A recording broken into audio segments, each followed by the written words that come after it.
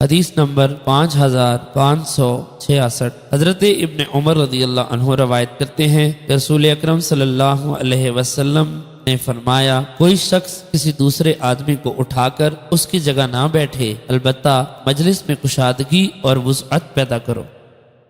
حدیث نمبر 5567۔ حضرت ابن عمر رضی اللہ عنہ نبی اکرم صلی اللہ علیہ وسلم سے اس کی مثل روایت کرتے ہیں، لیکن اس میں کشادگی اور وسعت پیدا کرنے کا ذکر نہیں ہے۔ ابن رویج کی روایت میں یہ اضافہ ہے کہ میں نے پوچھا جمعہ کے دن؟ فرمایا جمعہ کے دن اور اس کے علاوہ بھی یہی حکم ہے۔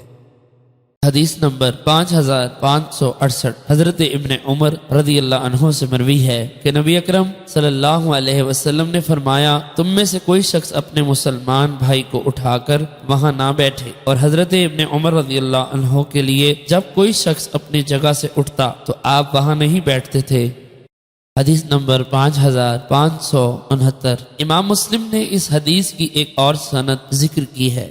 حدیث نمبر 5570۔ حضرت جابر رضی اللہ عنہ بیان کرتے ہیں کہ نبی اکرم صلی اللہ علیہ وسلم نے فرمایا، تم میں کوئی شخص جمعہ کے دن اپنے مسلمان بھائی کو اٹھا کر وہاں نہ بیٹھے، بلکہ یوں کہیں کہ مجلس میں جگہ بناؤ۔